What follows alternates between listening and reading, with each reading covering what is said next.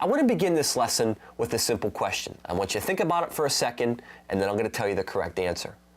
What exercise is the single best exercise that you can do to improve your health? What is the best exercise? Well, the correct answer to that question is simply walking. There is not a single better exercise out there that you can do that will improve your health any more than just going for a simple walk. There lies in the reason why the Step Challenge is going to be such a focal point of your lifestyle for the next 84 days. So we're going to have the assignment of completing 10,000 or more steps per day. It forces you to get up off your butts, to move around and be as active as what you possibly can. There's not a single better form of exercise that's going to improve your health than that. And for those of you in it to lose weight, it's going to significantly play a huge role in your weight loss in these next 12 weeks.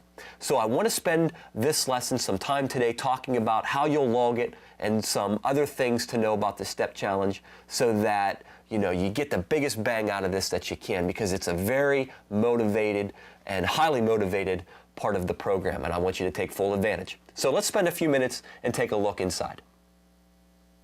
You'll be responsible to record your steps every day of the program. So in order to do so, you'll click on the day that you have a steps assignment due, scroll to the bottom, click the Log It button, and input how many steps that you have taken that day. Click the Save button to confirm your data. If you'd like to find out more information about your past step results, visit the Steps page. Here you have a nice interactive chart showing you what you've done over the past few days. The blue line is your goal line, and that's 10,000. So you'll want to see that your little columns here are over and above that on most days. You can also check out your best days.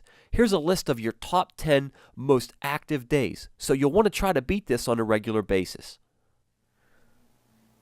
Okay, I wanted to spend a few minutes showing you guys how you'll set up your pedometer, because out of the box, it's not functioning. You got to turn it on.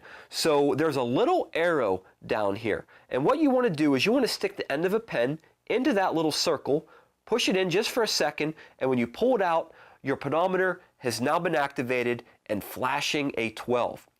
Basically, you have to make sure that you set the time on your pedometer in order for it to function properly. It's the first thing you got to do. So in order to do that, we're going to come up here and you can see the memo button. I'm going to push that until I reach the time of 7:30 p.m. So I'm going to push it down until I reach 7:30 p.m. Okay, now, it's not going to switch over to the minutes unless you tell it to. So you're going to flip it back over, and this time you're going to stick your pen into the set button area.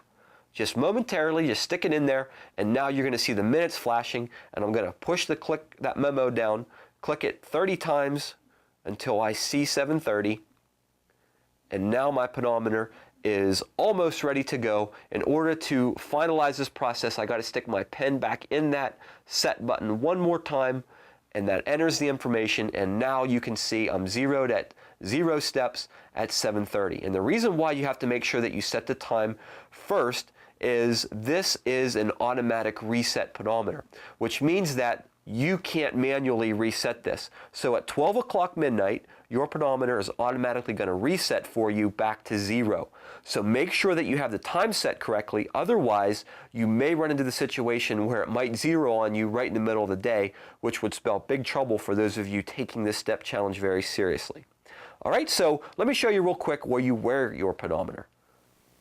Now, in order for your pedometer to function properly, you have to make sure that you have it attached to you properly. And how you do that is you first want to palpate your hip bone.